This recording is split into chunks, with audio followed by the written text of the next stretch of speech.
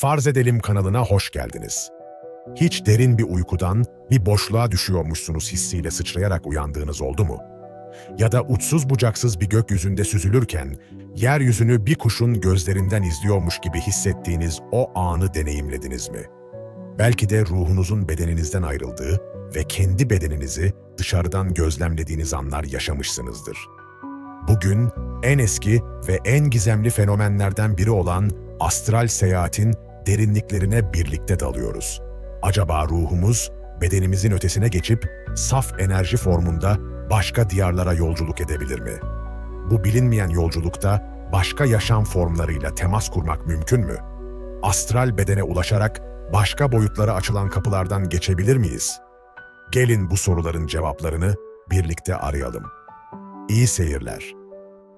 Astral seyahat, basitçe zihnin ve ruhun bedeni terk ederek özgürce farklı boyutlarda dolaşmasıdır. Bu deneyimi yaşayan kişiler, fiziksel dünyanın ötesinde, alışılmışın dışında mekanlarda ve hatta farklı gerçekliklerde seyahat ettiklerini anlatırlar. Genellikle astral beden dediğimiz enerji bedeninin fiziksel bedenimizden ayrılarak serbestçe hareket ettiği düşünülür. Astral beden, fiziksel bedene bağlı ancak ondan bağımsız hareket edebildiği düşünülen enerji formudur. Bazı inanışlara göre bu beden gümüş bir kordon ile fiziksel bedene bağlıdır ve kişi astral seyahati sırasında bu kordon sayesinde geri dönebilir. Bu yolculuk sırasında kişiler farklı mekanlar, varlıklar ve hatta zaman dilimlerini deneyimleyebilirler. Bazıları sevdikleriyle yeniden bir araya geldiklerini, bazıları rehber varlıklarla karşılaştıklarını, bazıları ise tamamen farklı dünyalara seyahat ettiklerini anlatırlar. Astral seyahat deneyimleri kişiden kişiye büyük ölçüde farklılık gösterir, hatta her deneyim benzersizdir. Bu olgunun kökleri antik uygarlıklara kadar uzanmaktadır. Eski Mısır'da Ka kavramı, ruhun uyku halinde bile dolaşabileceğine dair inancı yansıtırken, Tibet, şaman ritüelleri ve diğer mistik kültürlerde ruhun maddi dünyadan bağımsız yolculukları anlatılmıştır. Modern zamanlarda ise 20. yüzyılda Robert Monroe gibi araştırmacılar astral seyahat deneyimlerini sistematik olarak inceleyerek bu sürecin bilinç ve enerjiyle ilişkisini ortaya koymaya çalışmışlardır. Bilimsel açıdan bakıldığında astral seyahat deneyimlerinin bilinçaltının derin süreçlerine veya beynin belirli bölgelerindeki aktivitelere bağlı olabileceği öne sürülür. Lucid rüyalar sırasında kişi, rüyasının farkında olup kontrol sahibi olurken, uyku felci döneminde de benzer deneyimler yaşanabilmektedir. Nörolog Olaf Plancke'nin çalışmalarında, temporal lobdaki elektriksel uyarımın beden dışı deneyimlere yol açabileceği gösterilmiştir. Henüz çözülememiş pek çok detay, insanlarda sorgulama ve keşif arzusunu tetiklemektedir. En az astral seyahat kadar ilgi çeken bir diğer konu da reenkarnasyondur. Dorothy Eady, Om Seti adlı bir kadın, çocukluğunda ailesiyle British Museum'u gezerken, Yeni Krallık Tapınağı sergi odasında bir fotoğrafı inceledikten sonra, "İşte benim evim. Ağaçlar nerede? Bahçeler nerede?" diye bağırmaya başlamış ve geçmiş yaşamında Bent Reşit adlı bir rahibenin reenkarnasyonu olduğunu iddia etmiştir. Bu olay sadece bireysel bir anı olarak kalmamış, Eady ilerleyen yıllarda eski Mısır'a yerleşerek burada yapılan arkeolojik kazılara katkıda bulunmuş ve yazıtları çözme konusunda önemli bilgiler sunmuştur. Onun bilgilerinin tarihçiler ve arkeologlar tarafından doğrulanması, reenkarnasyon inancını destekleyenler için dikkat çekici bir örnek olarak görülmektedir. CIA'nin Stargate projesi kapsamında gerçekleştirdiği uzaktan görüntüleme deneyleri de bilincin sınırlarını zorlayan bir diğer konudur.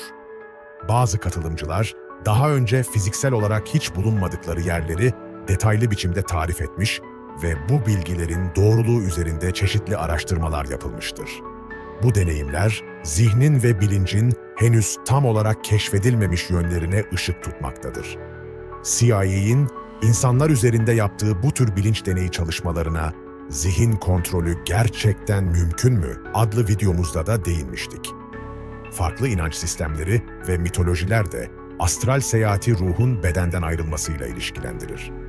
İslam'da Miraç olayında Hz. Muhammed'in ruhsal veya bedensel olarak göğe yükseldiği anlatılırken, Hinduizm'de Atman kavramı, ruhun fiziksel bedenden bağımsız varlık olduğunu ve farklı bilinç seviyelerine ulaşabildiğini vurgular. Hristiyanlıkta ise mistik keşişlerin trans halinde ruhlarının farklı diyarlara gittiği iddiaları, bu olgunun farklı kültürlerde benzer şekilde algılandığını gösterir.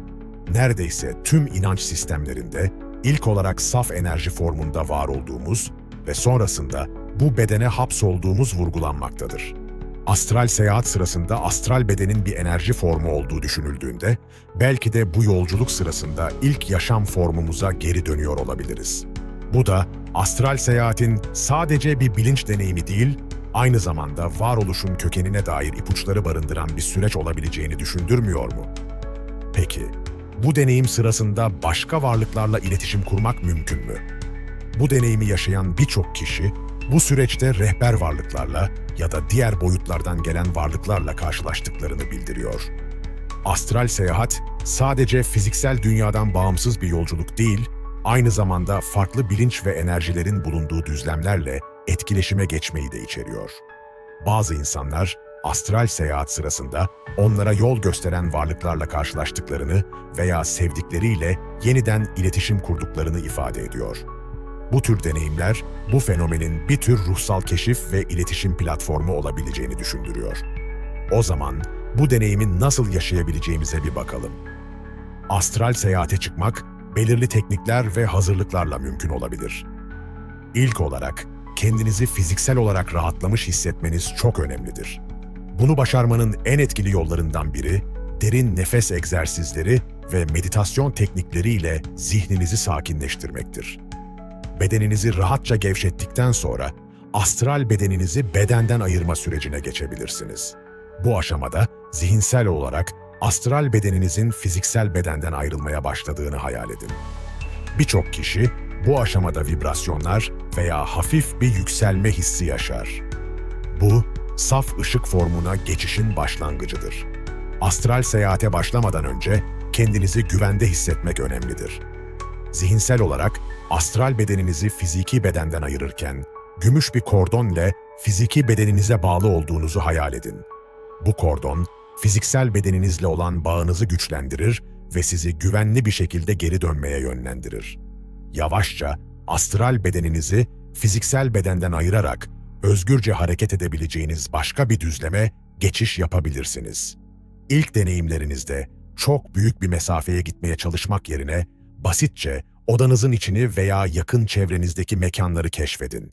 Böylece deneyiminizi daha kontrollü ve güvenli bir şekilde yaşayabilirsiniz. Eğer bu deneyiminizi daha derinlemesine keşfetmek isterseniz, bir niyet belirleme süreci de faydalı olabilir.